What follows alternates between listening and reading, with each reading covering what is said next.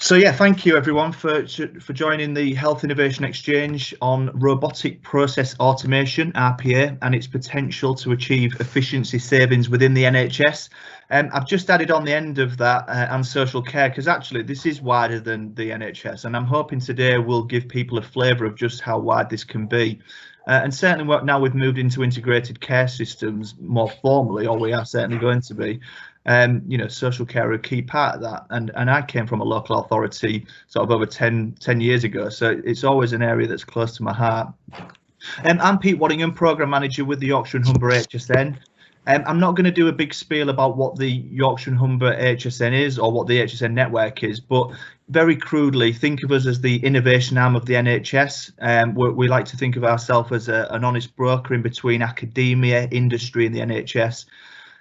Please do connect with us on social media, on Twitter and on LinkedIn, and go on our website, and then you really will get a feel of just how involved the HSNs are up and down the country and in Yorkshire and Humber in the NHS and within innovation.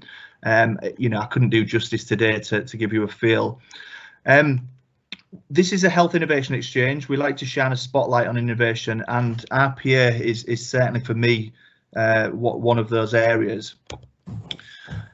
I was going to put this slide in about why RPA is important and why we're looking at it. I mean, it can do so many things. It can automate processes, but I decided to take all that out because you're going to hear from some brilliant speakers today, and they'll tell you exactly how RPA can be applied.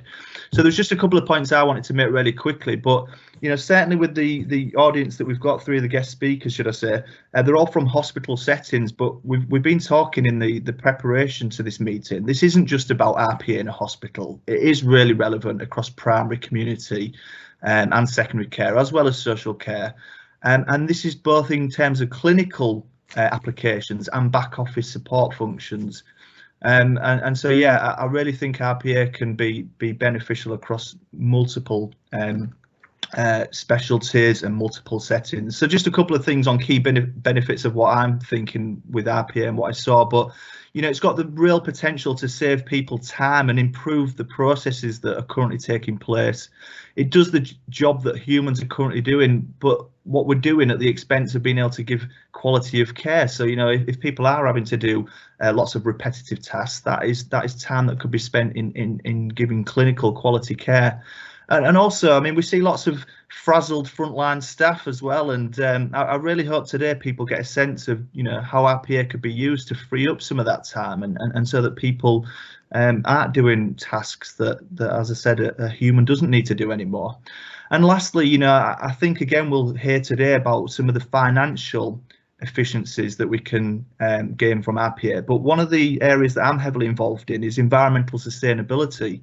And I think this is another topic that we can get sustainability impact as well, whether that be because people are currently printing mass loads of paper or as I say, wasting resources. So please do bear that in mind, and I hope I hear something as well from the speakers that gets my kind of cogs ticking. Just really briefly then, the format, we're going to hear on the overview of the RPA landscape and get some shared learning on collaborating with the current RPA experts that we've got. And we're going to introduce you to those experts and those early implementers across the country, and give you some real good case studies of current use in the NHS. And then right at the end, we're going to try a bit of an open discussion looking at the opportunities and barriers for RPA. Obviously, from a selfish point of view, I'm looking from a Yorkshire and Humber perspective, but I know people that have joined today are wider than Yorkshire and Humber.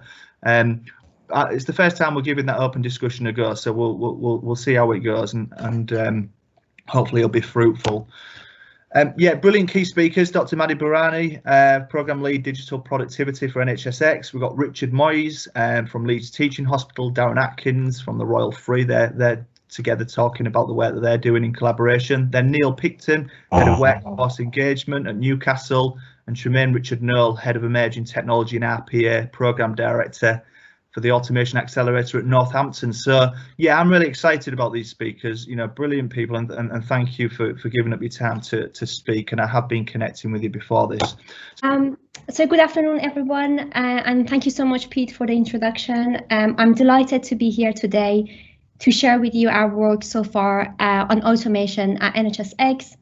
In today's presentation, I will be sharing an overview of what we have done so far in relation to RPA, and also I will share our plan for the next 12 months on how we are going to help the system to embrace this technology.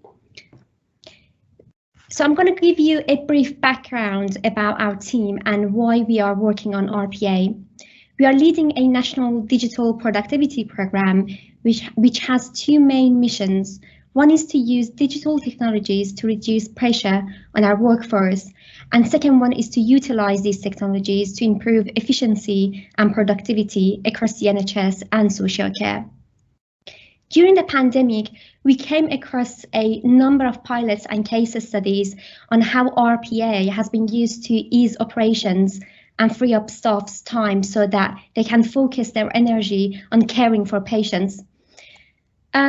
For example, we saw that RPA was used in creating an allocation of NHS mail account across social care, which saved over thousands of hours of admin work. Or another example was the automation of antibody testing during the pandemic, which really helped to save over 52 hours of admin work per day. Despite all these success stories, we still had little insight into the RPA landscape across the health and care. We knew that there are pockets of excellence across the system, but we didn't really know who's exactly doing what across the system. So we wanted to know more about the challenges and barriers that you're facing in terms of adopting this technology. So in the next couple of slides, I will walk you through our approach and findings so far about automation. And in the last couple of slides, I'm going to share with you our roadmap for the next 12 months.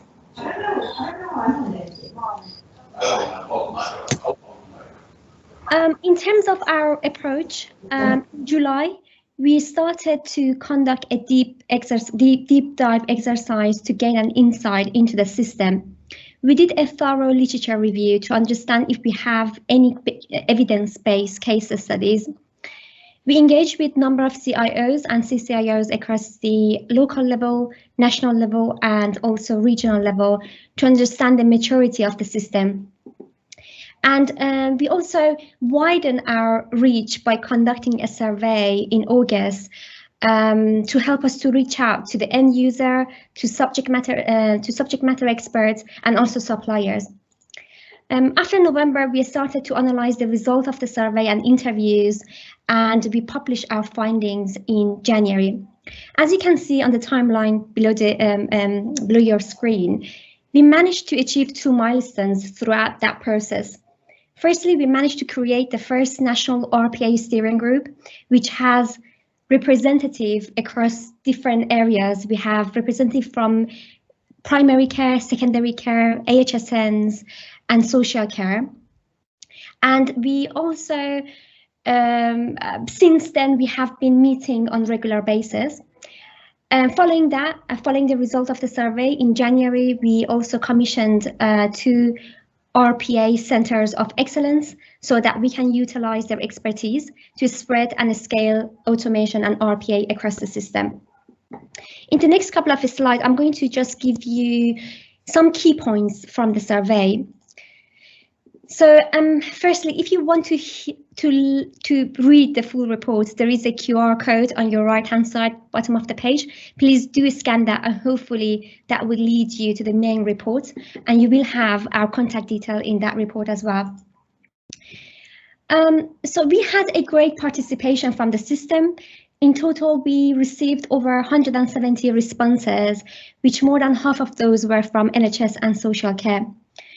One of the questions that we asked the participants was what was their organization's strategic view on RPA? And it was evident from the survey result that over 65% of the respondents who were either implementing RPA or exploring RPA, their view went beyond cost reduction. So their views included improving productivity and clinical efficiency, and also they were looking at improving processes and system integration, specifically when it came to legacy systems. Another key point that was highlighted from our RPA survey and also the interviews was the spread and level of maturity within the system. On your right-hand side, you can see a regional spread of RPA. Again, this goes back to July, so I'm sure this has changed. But in terms of the maturity level, we know that around 20% of our organizations are at mature or advanced level of automation. Around 40% of participants were still exploring their options, and they actually found it very difficult to make the decision around RPA, and that was due to not being able to find any unbiased resources. There were two positive key points from the survey. One was the appetite in the system to have a community of practice for RPA. And secondly, 40% of organizations with RPA started to invest on their internal workforce capability through formal training. We went a bit deeper into our survey to understand the approach that has been taken by matured organizations, RPA matured organizations. And it was evident from the results of the survey that these organizations, they built a very strong foundation by following 4 steps. They all had technology plan for their organizations, which included a proper RPA governance structure. They limited their reliance on third-party support, and they also emphasized the importance of having a documented operating model. They also took a very focused, benefit-driven approach. And again, their approach went beyond cost reduction. They were looking into improving productivity by using automation. They highlighted that highlighted that there is a huge need for having a very strong business case so that you can showcase the reliability and achievability of your processes, and which then this could lead into creating an effective benefit framework which allows them to track improvement in productivity, the quality of care, and the speed of their service delivery. The other 2 key areas that they did focus was firstly having a very centralized blended team, and secondly developing a formal training program. So in my previous slide, I mentioned that 40% of organizations are in the process of developing their formal training program. But for matured organizations, 60% of them, they already have a training program that they provide a continuous professional development for their RPA leads and RPA developers in their own organizations. The survey did highlight a number of challenges. I'm not going to go through all, but a common challenge between the RPA users and explorers was a lack of knowledge and guidance within the system, which then led into lack of sharing and also silo implementation. There were a number of other challenges that was also raised by RPA explorers. For example, issues around cybersecurity, lack of engagement from senior leadership due to not having a proper case for value for money, and also lack of repository of good practices. So we have listened to the survey results, to the interviews that we have done, and we now know about some of the challenges and barriers that we have in the system. And based on that, we have developed a roadmap to help the system with their automation journey. So in this slide, you can see a summary of what we are trying to achieve in this year. Our main aim is to firstly connect the system by providing a multi-platform community hub, which in the next slide, I'm going to give you more detail about that. But we are also working with a number of organizations to develop a best practice guidance for RPA and create a national standards and buyer's guidance for automation. In addition, we are currently conducting a number of discovery work, not only focusing on RPA, but also intelligence automation and RPA-enabled technologies within secondary care, primary care, communities, social care, ambulance, and mental health services. We have also started to create a community knowledge hub for only evidence-based case studies, which again, in the next slide, I'm going to touch a bit about that. I'm going to talk about that a bit. We are also hoping to assist the digitally immature sectors and organizations in health and care by utilizing a procurement framework. We are hoping that would allow us then to build capabilities within the system so that we can utilize other emerging technologies to improve productivity and efficiency in our service delivery. In terms of community hubs, we have 3 different platforms. The main one is Future NHS, which is going to provide a very safe space for anyone from the NHS and social care to connect and collaborate with their peers, to share experiences, to raise any issues and concerns. We are going to go live with this Future platform on 1st of April. And the other platform that we are going to use would be NHSX's website. This is the area that we are going to utilize to share resources, guidance, and practices on very open and accessible platform, so anyone can access that. And finally, Digital Playbook would be our comprehensive knowledge library to share evidence-based case studies with the system, and this will focus on automation as well. I hope this presentation has given you an overview of our plans for the future. However, if you have any concerns, any questions, anything that you want to share with us, please do connect with us. If you would like to join our RPA National Steering Group, please email us. So there is a generic email for our team and also myself. So please do email me. If you want to know more about Future NHS, if you have some resources or just to get involved and know more about our work, please do get in touch with us. Thank you so much for listening. So I'm going to hand it back to Pete. Pete, and welcome everybody. Hope you can hear me okay. So yeah, my name is Darren Atkins, Chief Technology Officer at the Royal Free, joined by one of our partners, Richard Moyes from Leeds today. Now I've got just 20 minutes to share with you 4 years of my life, which is going to be a challenge. So I'm going to share with you some highlights, but also what I like to share with you are just some key learning points, really, things to think about if you're starting your automation journey or actually you're partway through, which is based on some real world experiences. So to start with, robots are taking over the world, we'll lose our jobs, get made redundant, and all joking aside, this is a very critical point. Before you start any automation journey, think about the culture you set in your organization.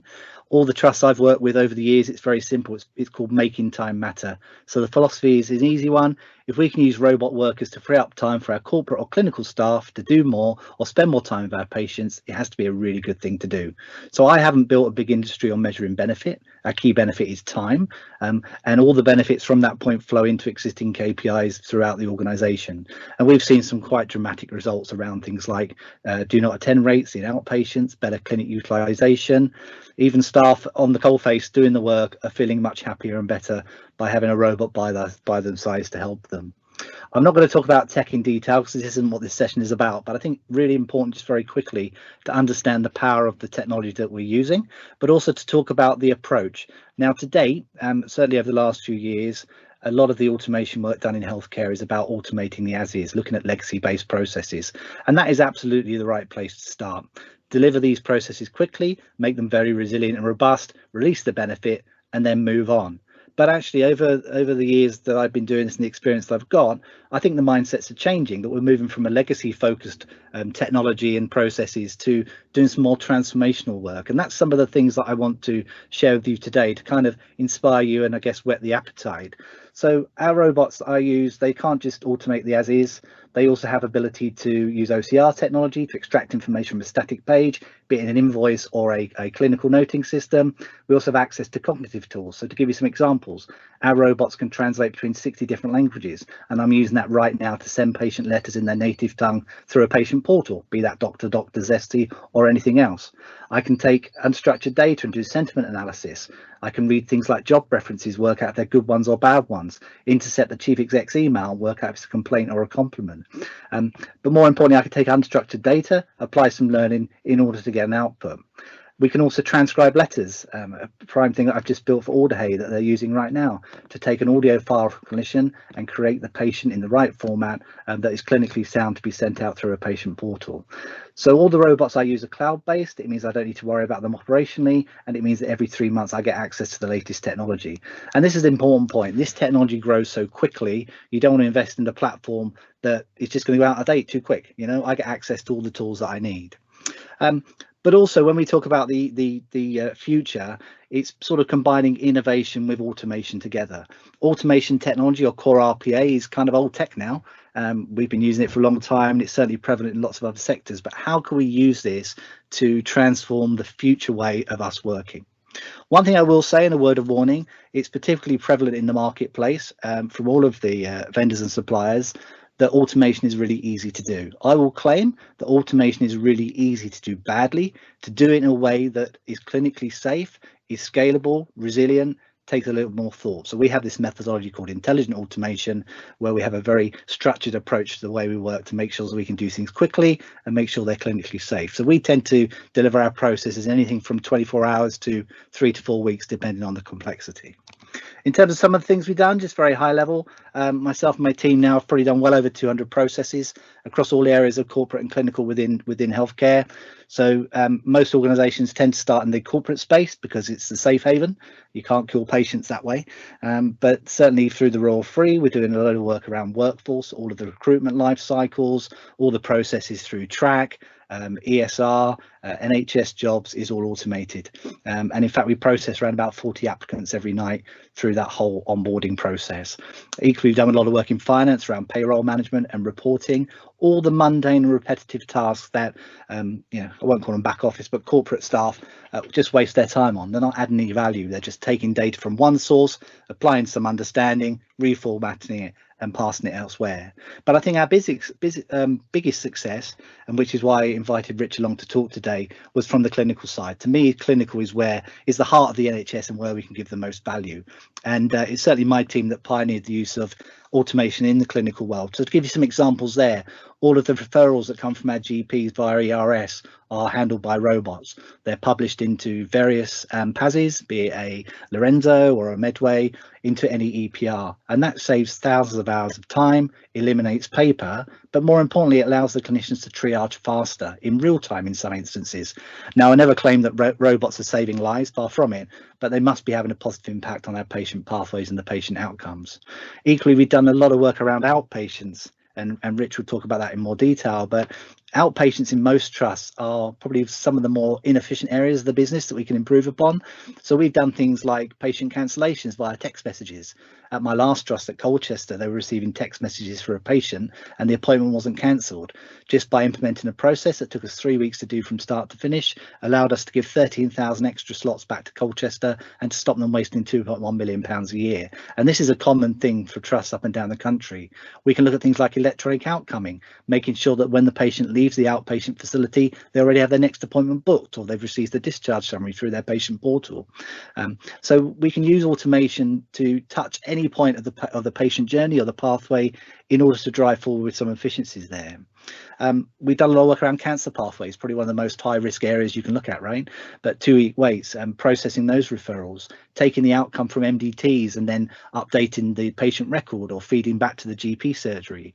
But when we talk about our cloud-based robots, it allows us to reach out wider across the ICS. So we don't just focus the acute, which is our home base. We spend time doing work for primary care. So we've got a number of initiatives running right now in primary care in things like EMIS Web and System 1. To give you one example, a GP surgery is taking results of thyroid patients, the robot's looking at that, checking that against a framework, and it will text the patient and then make a recommendation to the clinician around what the change in medication should be. Now, ethically, the robot won't prescribe, but technically it could do. We've also done a lot of work with ambulance services, so looking across the country how we can improve ambulance handover, or using the ambulances to manage collision recording, so insurance claims, or even vehicle maintenance. So because we use cloud-based robots, as I say, they're not just tied to one part of the ICS. We can spread the love across the whole, the whole of the ICS. I could go on for hours telling you all the wonderful things we've done, but just one example: the last 2 years where I spent my time at ESNEF before I went to the Royal Free, we saved nearly 80,000 hours worth of time, which is the equivalent of 48 FTE, stopped us wasting £2.1 million a year, and that was delivered through a team of just 3 people, which I think is quite an incredible result. And of course, as we go through, we build experience, we've got a library of tools and objects that can be repurposed for other things, and we'll talk about that in a moment. So at this point, I'm going to hand over to Richard. Hopefully, Richard, you can cut in now, just to share with you some of his experience more locally within Leeds and Outpatients. And I think when you see what Richard's done, some amazing results there. So Richard, you happy to take over? I am, thanks. Are you happy to do my slides? Oh, bless you, thank you. Oh, upwards delegation. Hello, everybody. My name's Rich Moyes. I'm the General Manager at Leeds Teaching Hospitals. To give you some context as to our footprint, if you like, so we see approximately 1.3 million patients per year through the outpatient clinics. That includes all of our face-to-face appointments, telephone, videos, as well as now we're going through recovery, or just starting recovery, I should say, patient-initiated follow-up. We've got 5 hospitals within the trust, 4 within the city centre of Leeds, and 1 as a satellite site out at Otley. Our first process was GP routine referrals. So my team managed approximately 300 referrals per day. And when we first brought in this process, we didn't go big bang across all the teams, just because we cover every single speciality within the trust.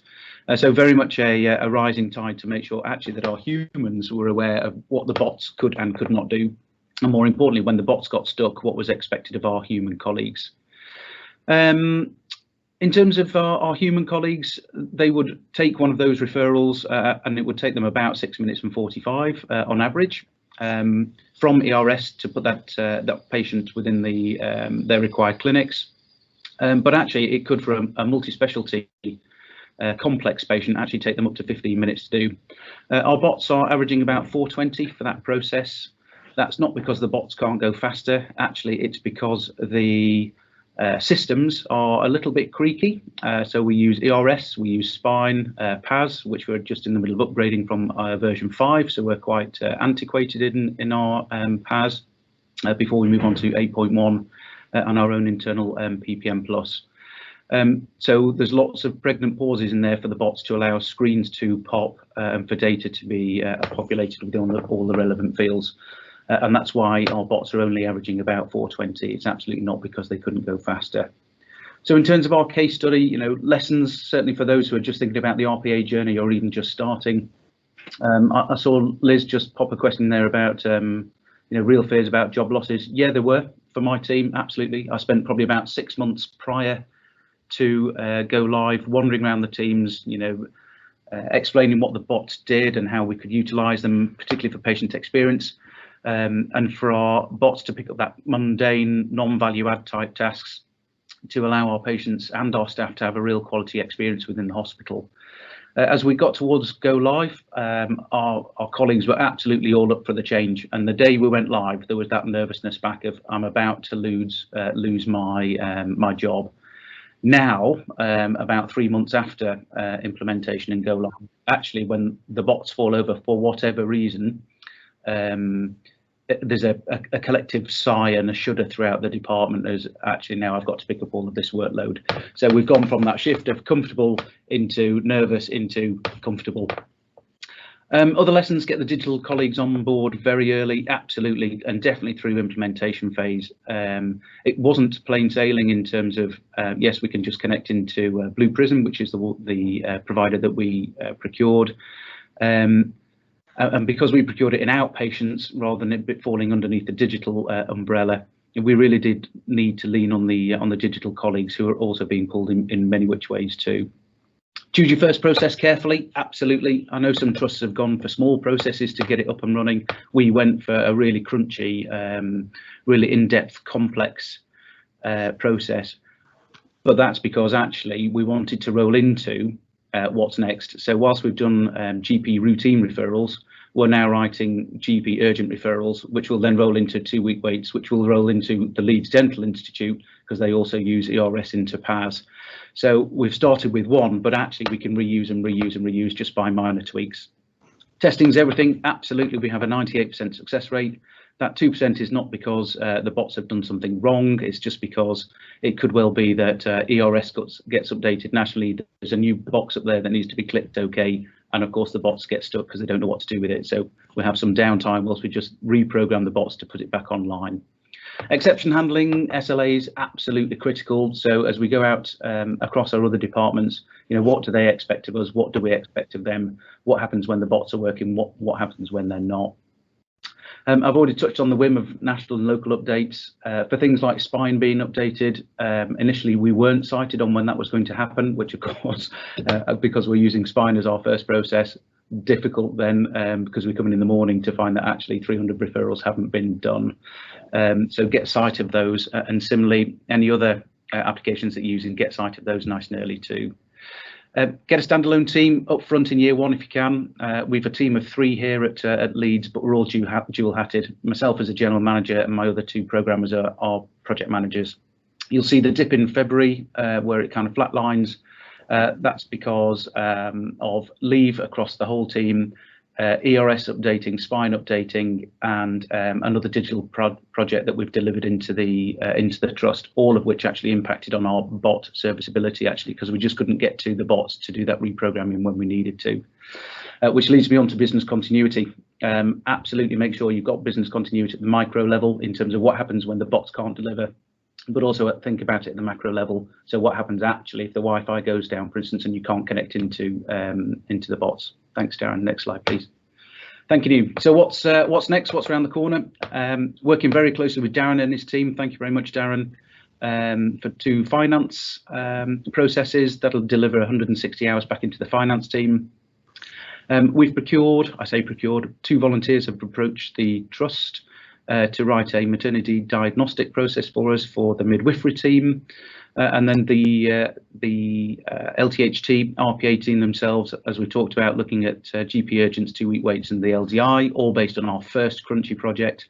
But actually, as Darren's alluded to, that collaboration and sharing of processes has allowed me to lean into the Yorkshire Ambulance Service, my previous hunting ground, taking one of Darren's processes, just tweaking it, which will allow them to ensure that their vehicles are taxed and MOT'd. So that power of collaboration, we've just spent a couple of hours on the process, but actually we could have taken many weeks to design and deliver.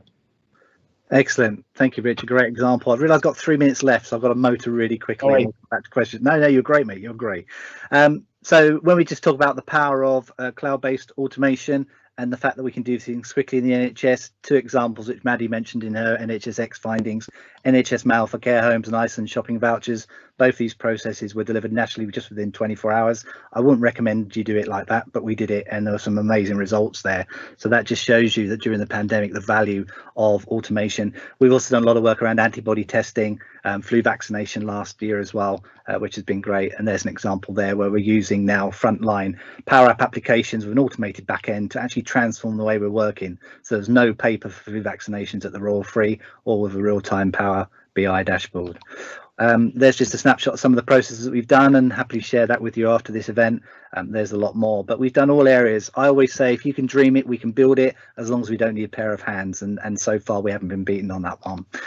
More importantly, we founded the NHS Digital Exchange, so all the work that we've done and the 30+ trusts in the country are freely available for anyone else to use. The only rules of engagement: if you consume anything there, you share it back, and it's only open to NHS direct employees, not to resellers or consultancy companies, because we don't want them reselling it back for a profit. But that's been really good, and as Rich gave an example there, it really helped him accelerate some of the work that he's been doing. Also to mention, there's a quick snapshot of some of the trusts that we're partnering. So if you're thinking of joining the network and working with us, then you're not going to be the first. But it is that power of collaboration is absolutely key. We use the motto "by the NHS for the NHS." I say that with pride. All of our our resources within our CFE are substantive. Everything is done by the NHS, which means it's cheaper, it's more cost effective, and actually we know what we're doing around the core systems, which is great. We've also built a number of blueprints, just one pages, which I'll happily share with you at a later stage, which gives you a snapshot of some of the processes we've done and the value that it's returning back to organisation. And the intention is, with help from Maddy and Jade, is we will publish a lot of one-page sort of sample snapshots that trust can consume and use those to go out into their organisation and say, hey, would this work for you? Could we tweak it a bit? You know, how would that go? And it's that power of collaboration that is essential here to scale and accelerate RPA across the NHS. Won't go into this detail now, but we have a 6-stage automation lifecycle that allows us to deliver processes very quickly, highly resilient and clinically safe. It's not based on any industry standard or vendor best practice. There's elements of it, but this is built through that 4 years worth of experience, and we're using this to standardize the approach across the partners in the NHS that we're working for. Also, last week we launched the NHS Intelligent Automation Leaders Board. The idea there is leaders will come together with shared roadmaps. Maybe we'll all work on different things and just collaborate, but it's how we start playing to what Maddy was saying, creating some of the standards so we do things the right way. It's very easy in automation to create that Frankenstein's monster that comes unwieldy to manage, and I've seen examples of that. I've seen examples of trust build a big IT department just to fix the issues with automation. That's not the right way of doing it. But more importantly, we haven't forgotten the developers. So we've got a great developers network now started. We've got a lunch and learn session next week you're all welcome to come to, but it's about how we support the people actually doing the work, thinking about standards, thinking about the way we share and collaborate together is what's going to transform the way the NHS works. Finally, I don't say this to boost my ego, but over the last few years, myself and my team have won 9 awards. I only say this because it will inspire you guys to do the same. You don't need consultancy companies, you don't need overpriced consultants. This is about NHS doing what's right for our organisation, for our people, but more importantly for our patients. At that point, I'll be quiet, and I think we're just about coming at 20 minutes. Let me hand over to Neil, and Neil's going to bring to life some of the great work that's happening in Newcastle as well, and then we've got one final speaker after that. So over to you, Neil, please. Thank you very much. Rule number 1: never follow Darren Atkins on an RPA webinar. Oh, please. Joking aside, you know, obviously me and Darren know each other, and you know, I've learned a lot from the fantastic work that's gone on. And I guess, what can I bring to the conversation? Well, I can certainly bring our personal journey from a Newcastle Hospital's perspective as being a much more of at the starting point of our RPA journey. And I think, you know, we've got some learnings that we can share, and some initial successes which I'm, you know, very proud to be able to share as well. And so that's what I'm going to do. I'm going to focus more around a particular case study that we can share with you all today. I think, as a starting point, what I don't need to do is kind of recap on what RPA is. I think that's been very well covered. But I think we use kind of this as our introduction for those that don't necessarily have that background around it being that software that uses virtual workers or robots to replicate the way humans interact with applications on a computer, and then being able to build entire workflow processes end to end at greater speed and reliability. And I think, you know, that's, if I think back to, you know, 18 months ago when we looked at the art of the possible and the idea of RPA, you know, this is something that really encapsulated just that notion of this becoming a transformation tool, something that's going to be able to enhance staff engagement in the way that we work and our experiences at work. I think what we've done to start our journey was very much identify that opportunity for change.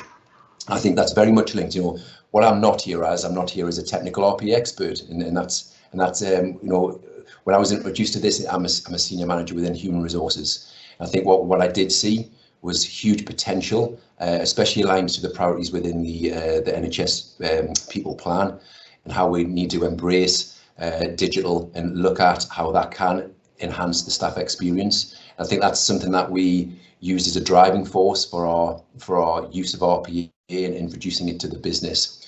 I think that's a really important point, that actually, you know, from minute one when we conceived this as an idea, it was around, well, let's, you know, interact with staff side, let's interact with the people that are potentially going to get the benefits of this, and ensure that the culture setting is right.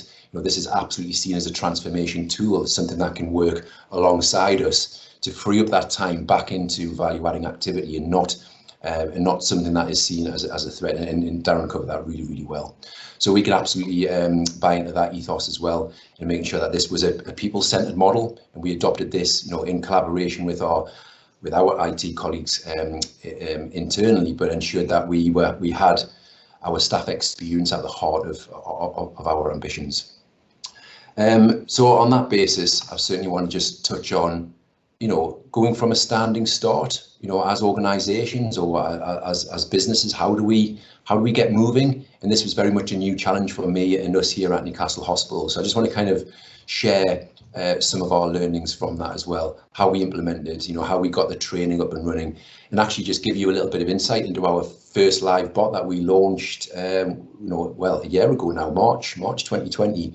It seems like only 5 minutes ago, especially seeing as it's been such an exciting journey to join against, coming into this space without any prior knowledge or understanding, very much just managing corporate services. It's been hugely exciting, feeling like you're stepping outside of that usual remit and tapping into something that's incredibly rewarding, and seeing staff take real benefit from it. It's been fantastic. So I'd like to just share a little bit of that with you today, and looking ahead as to how we've then embraced that element of collaboration, which again has been mentioned previously, and it's such an important point to make around how we accelerate the developments, how we work better together, and as I say, to coin that phrase from Darren, by the NHS and for the NHS is absolutely spot on. We're developing all of our automations internally as well, and looking at that next big step to scale and grow.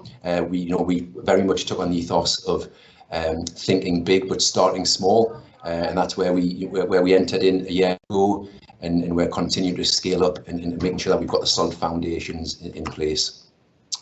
So in terms of implementing and training, obviously, working with a vendor, which, all organisations go through due diligence to ensure that they get the right vendor and support for your business needs. I think beyond that, I introduced this through a business case and got, exec level buy-in and sponsorship through our sustainability and transformation group, and classified RPA as a work stream to get that buy-in and that RPA as a project hardwired into the business. And that worked really well. And as I say, just standard project delivery to make sure that we had a good solid start.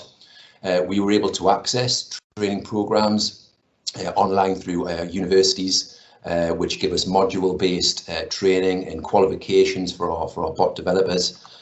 From that perspective, it was very useful to be able to have this ongoing access to online training, which we can then create our bespoke training programs for any new developers or any new bot creators coming on board as part of our local Centre of Excellence model. We very much bought into a federated model to support the growth of RPA within the trust, and that's very much, this was part of our business plan, just to show that even though we're going to ensure that we are working in a way that provides that governance and security and quality, that we've got this ability to spread that innovation, that creativity across wider parts of the business as well. And that model's proved successful up until this point. We've created, and when we, prior to our first automation, we created what we call our bot implementation group, which has all the key stakeholders on it, and that's a fortnightly group, which just, for new ideas coming through, it's submitted. We follow our feasibility and assessment pathway, and again, this is just to assess the value that we can get from committing an idea through the design process and into live, and making sure that, as I say, what is the level of complexity, what is the potential return on investment, and again, making sure we've got a pathway for success ultimately. So again, I keep an eye on the clock, but I do want to spend a little bit of time just to share with you that, how we converted that first idea into a reality and how successful it has been.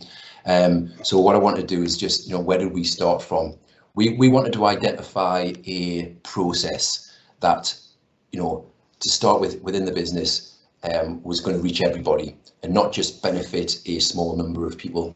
So almost like as an advert for RPA within Newcastle hospitals, we wanted to also demonstrate its ability to interact with what is a notoriously difficult system from a user experience perspective, which is ESR. So we come up with an idea to automate the appraisal process, which all managers across the trust, we have over 14,000 staff here at Newcastle hospitals.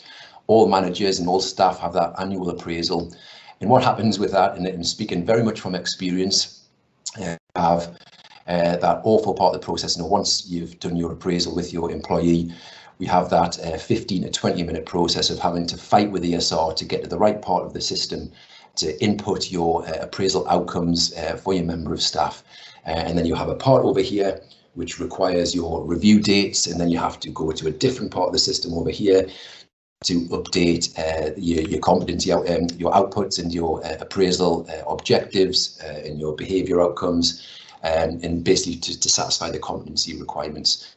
So we understand that, over years of frustration from managers, that's not a really great process. And actually, in essence, it's a very simple input. It requires some definitive outcome numbers and a date. And so therefore, we absolutely identified a real possibility based on the fact that this happens around 14 times a year, that we can make that easier by having a bot input all of the ESR work, and we can just create a very simple front end form that backs onto the robot and provides structured data to the robot to act on managers' behalves.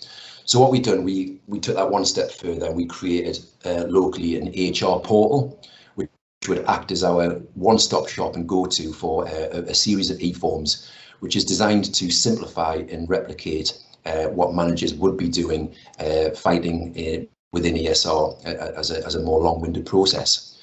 Again, based on how much benefit is that going to bring? 14,000 staff, average of 20 minutes per employee appraisal. For a single process, in this robot for us, it takes around 1.5% capacity for one robot, and it just takes care of all of the day's appraisals within about an hour and a half window. That's the power of RPA in a nutshell. That's releasing over 4,000 hours per year back to managers. And again, talking about this as a transformation tool, I know we're very much focused on hours saved in the potential for efficiency. I think what we have to stay focused on is the impact on staff engagement and also quality. So it's not just around the time saving. We've also, because it's a 0% error rate now going into ESR, the data quality benefits from that are huge, and that means we've been able to then automate our increments and pay progression process, which prior to this, because of the high, I think it was 35 to 40% error rate of managers inputting directly into ESR, meant that created an industry of work for our HR admin team to fix the pay progressions manually. So there's this domino effect of data quality going in that the bots deliver, means you have the reciprocal benefits further downstream, which again cannot be underestimated. In terms of positive feedback, some of the comments we had from our PP10 robot, which is handling all the appraisal forms, was just absolutely staggering, and we had no idea of just how positively it would impact on staff who have battled with processes that they feel are wasting their time. This is basically time back to care. These are clinical managers, these are staff across the whole organisation, where we are giving them that 15-20 minutes back, and it can't be underestimated just from an experience perspective how positive that can be. So just to give you a little bit of a visual on what we designed internally, and again just working in partnership with our IT development team who have committed software development capacity to RPA. We created this very simple front end, and again we created this in a matter of days, including the forms that sit behind it. Our first one that you can see there, and a very simple appraisal outcome front end form. And again, it looks something similar to this. So rather than a manager having to go into ESR, we have the IT governance built in. We have a direct feed from ESR, which supports this find person capabilities. It's linked to Active Directory, so we can see who you are and what's being inputted.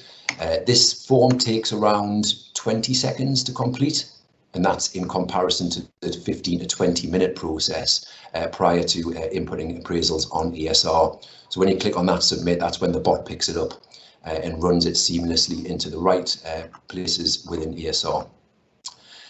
We've been capturing obviously this, and again we're making great progress on a number of other e-forms that we've gone live with and using RPA functionality. We're heading, fast paced towards our 10,000 hour target. Some of those hours have been contributed to, from an automation of our flu vaccination reporting as well, which was a huge success over the winter months. We have dashboards in place just to track.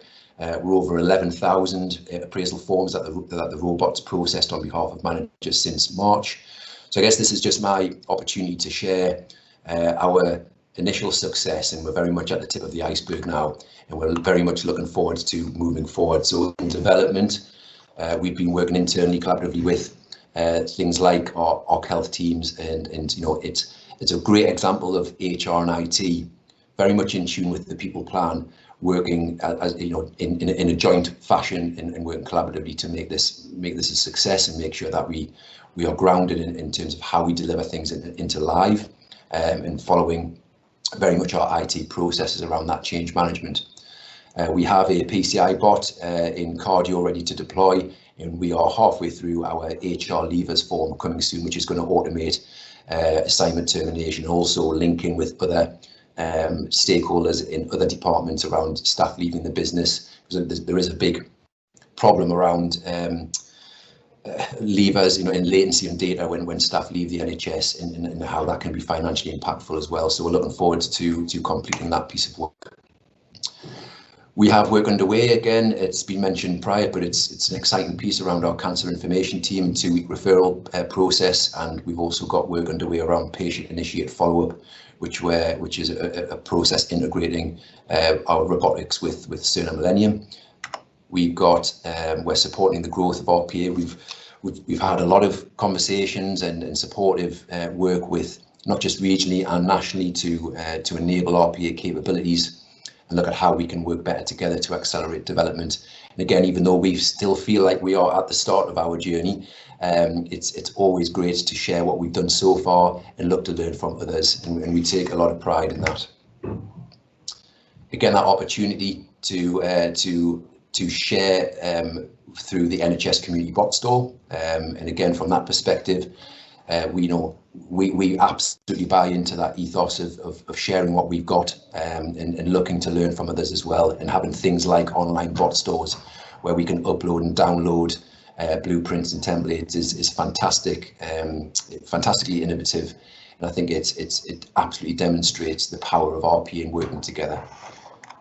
So hopefully, as I say, what I didn't want to do today was cover off or duplicate anything that's been said, but I certainly wanted to share our experiences from an organisational perspective on how we went from a standing start and look to maximise and continue to look to maximise the benefits of RPA in real time.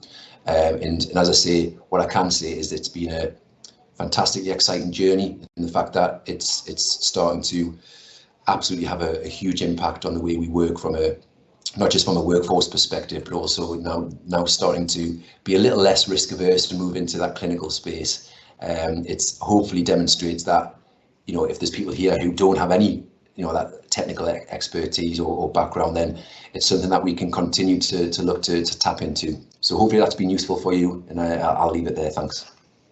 Perfect. So, hi everyone, I'm Tremaine. I am the Head of Emerging Technology here at Northampton General Hospital.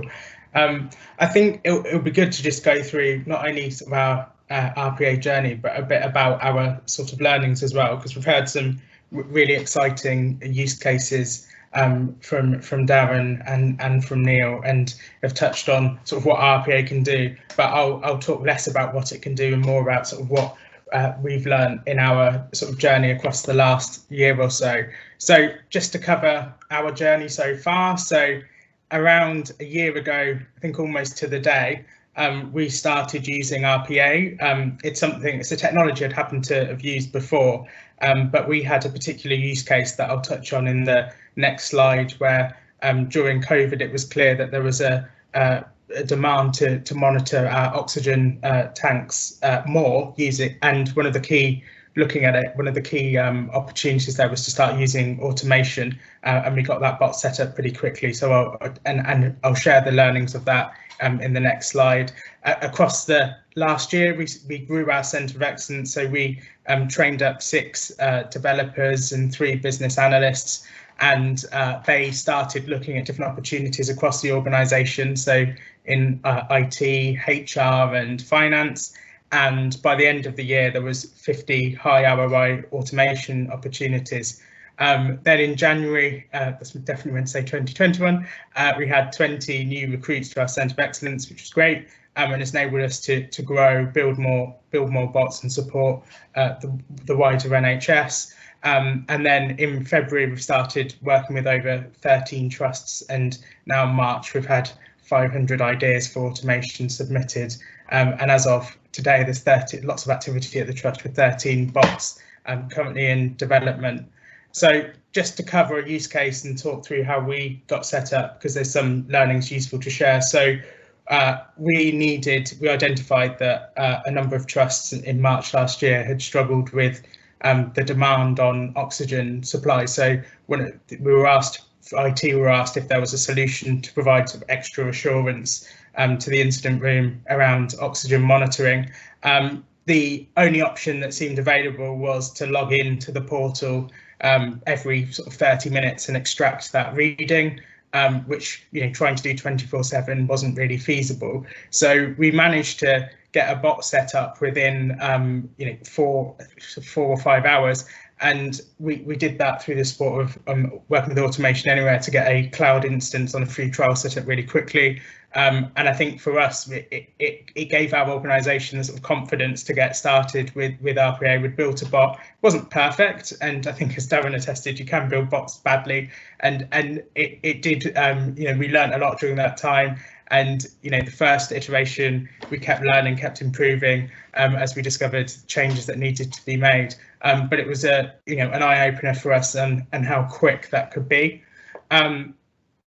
I won't talk too much about why automation. So I think you've heard a lot about the potential there. I think for me, one of the areas that's been most rewarding is around the sort of improved staff morale and experience. So not only finding reducing time to care for patients, but actually I find having people in the organisation, nurses and doctors, giving me a call and saying, look, I found an opportunity for a bot, and seeing the excitement about technology has been great.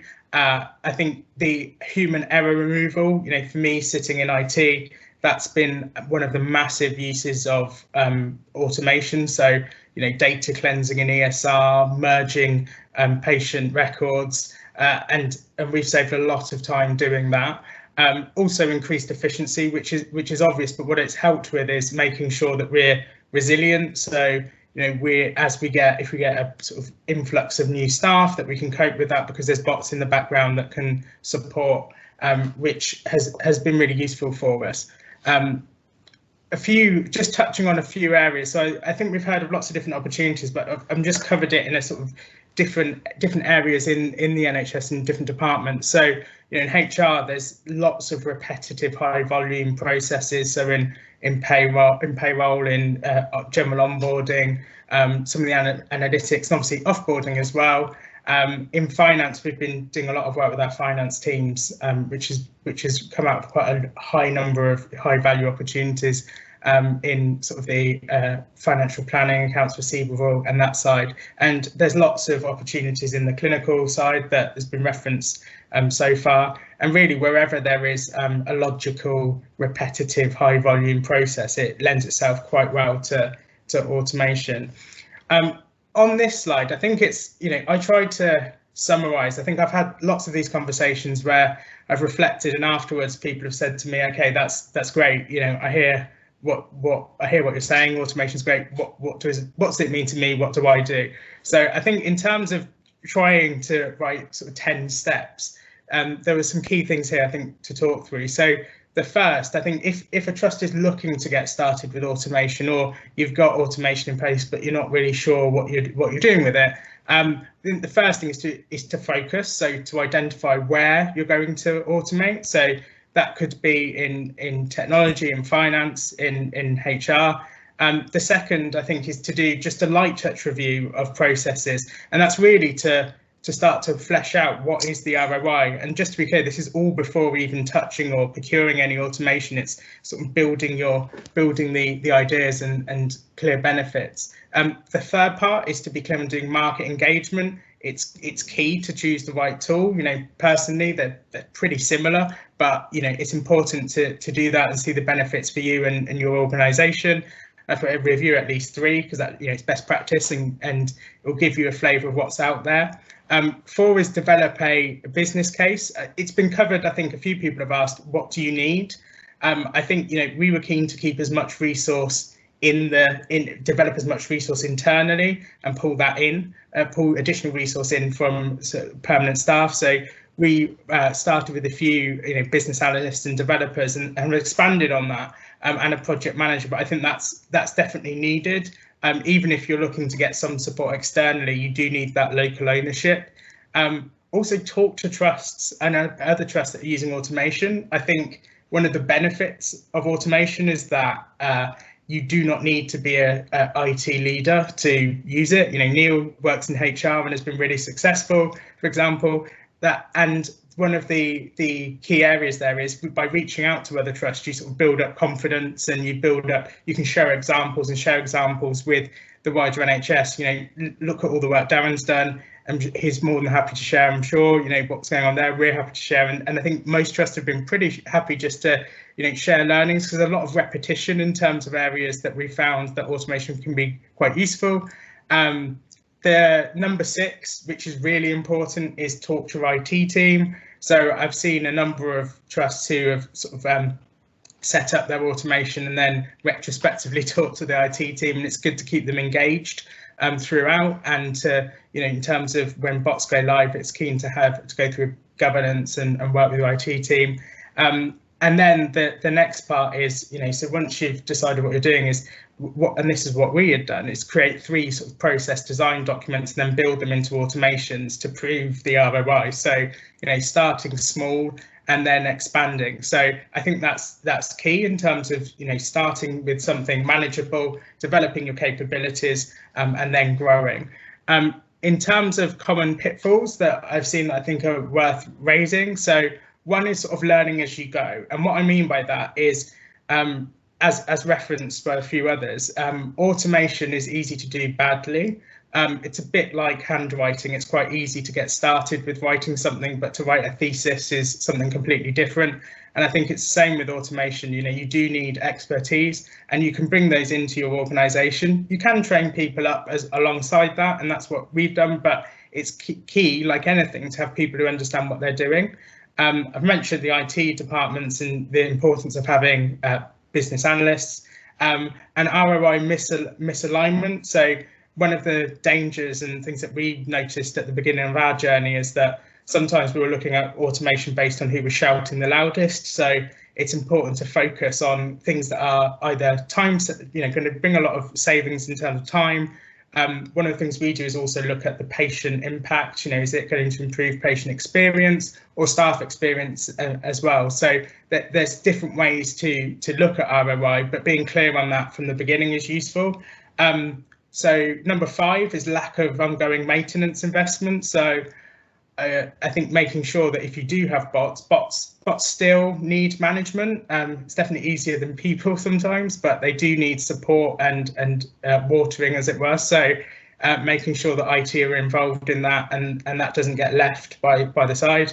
And not completing a business case, which might seem odd to say, but I think we definitely found, and seen trust and found, that completed business cases for RPA leads to a sort of increased sense of accountability and a clear plan. It's not something to just jump into. You know, you need to think about it, think about the benefits and how you're going to do that. Also, not securing exec buy-in. I think it's quite useful. You know, automation is one of the few tools that you can turn around in a matter of months. And then you're looking for the next use cases and that side of things. So it's important to get the right people brought in to support the journey, and actually to look, you know, when you're working in one area of the organisation, it's important to have that to then grow your program. And the other common pitfalls, I think, is, you know, choosing to outsource everything. So, you know, getting external support is sometimes useful, but actually you need to be developing your own resource as well. So that's one key learning I've seen lots of trusts do, and I think that's, it's important. It's clear from this, the conversations you've had here, that there's lots of support in the NHS as well. In terms of, just to give you a flavour of some of the things that we've been looking at and are in development. So there's sort of three bots that I think are really useful to talk through. The first is disciplinary equality, and you're probably thinking, what's he talking about? So one of the things that I'd observed when I joined the trust is looking at the RES data, so it's work race equality standard, I believe. One of the areas that was common across the NHS, and our trust was no different, was that there's a higher number of disciplinaries for staff with a BAME background.